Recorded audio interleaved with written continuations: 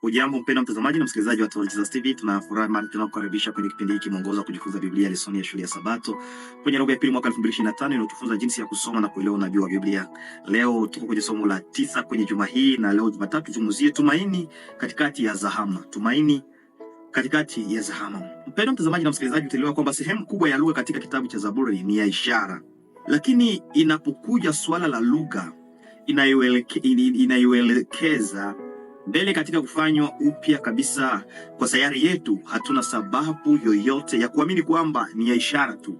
Kwenye Zaburi ile ya 46 inatukumbusha kwamba dunia halisi itaathiriwa sana na ujio wa Kristo. Kabla Kristo aje, ulimwengu huu tunaoishi ndani yake utaathiriwa kabisa, lakini si miamba na bahari pekee vitakavyoathiriwa. Kilele kikuu cha historia ya dunia kitamaanisha kuvunjwa kwa falme zile za ulimwengu, jinsi zimeelezeka katika Daniel sura ya 7, namna gani zitakavyokuwa zikifuatana, na Biblia inatuonyesha kwamba zitapinduliwa pia. Mifumo duni ya serikali ya wanadamu iliyosababisha mateso mengi sana kwa maelfu na miaka itapita kabisa. Nataka uwe na matumaini ya kwamba serikali inayokuongoza pengine ambayo imekuletea mateso, vurugu, kuna siku itamalizika na kupita, na hatimaye mamlaka haya yote na uovu wote na mateso ambavyo vimeletwa juu ya wanadamu vitafikia mwisho kabisa. Unataka nikuambie rafiki mpendwa, mwana mtoto wa Mungu, kusoma pamoja nami kwenye Yeremia sura yake ni ya 23 hadi 26. Na hapo tuone hili linatuambia nini kuhusu hatima ya ulimwengu huu, angalau hadi mbingu mpya na dunia mpya itakapokuja, kulingana na Ufunuo sura yake ni ya 21 mstari wa kwanza. Basi somo kiongozwa na Roho Mtakatifu. Njoo tubarikiwe pamoja.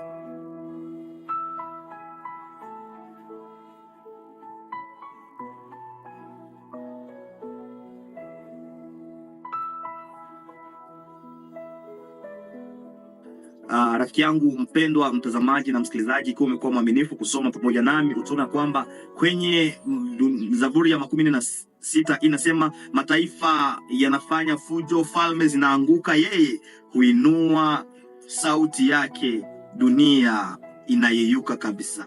Kwa hivyo katika mstari mmoja tu, mstari huo wa 6, Zaburi inaelezea mwisho wa ulimwengu unaojulikana na kutuonyesha namna gani utakuwaje. Jambo la kwanza, mataifa yanaghasia. Kwa hivyo kwa sababu ya matatizo ya asili ya kisiasa yanayoendelea, serikali zitaungana chini ya mwili mmoja, mfano wa mnyama, na kutafuta suluhisho la kukata tamaa. Hili itaathiri vibaya watu wa Mungu ambao watateswa kama sababu ya shida hizi, kwa sababu watakuwa wanashika amri za Mungu na imani ya Yesu Kristo na kuandaa kuwa mwaminifu. Wewe mtu wa Mungu ambaye unamwabudu kwa kweli na kwa roho, ukishika amri 10 za Mungu na imani ya Yesu Kristo, hapo karibuni kabla Yesu aje, tutateswa na serikali ambazo zitakuwa zinaongozwa na mnyama. Basi Mungu atusaidie na atutie nguvu. Biblia inaendelea kuzungumza kwamba kutakuwa kuanguka kwa falme. Kwa hivyo mapigo ya mwisho yataharibu na kuyakitisa mataifa ambayo yatageukana, kwenye Ufunuo 17:6.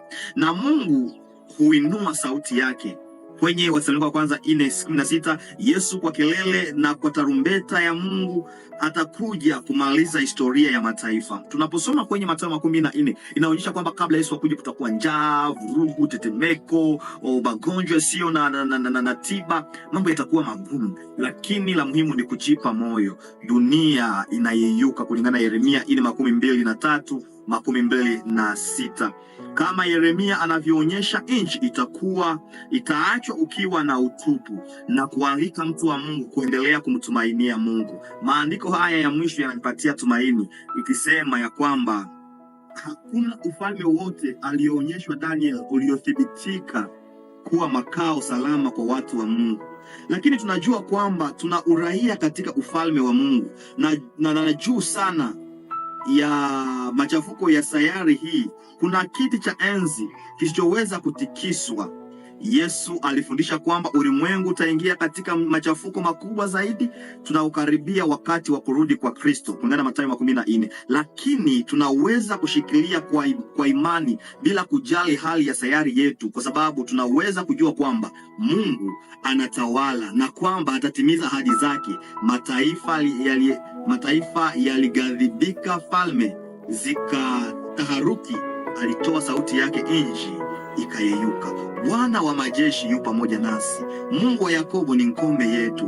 Kwa muda mfupi mambo hayaendi sana, wala hayataenda muda mrefu. Hilo ashukuriwe Yesu ni jambo tofauti kabisa.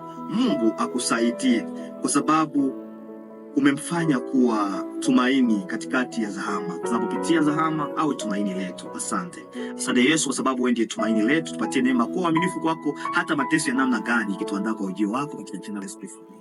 Usisahau kusubscribe, like na share.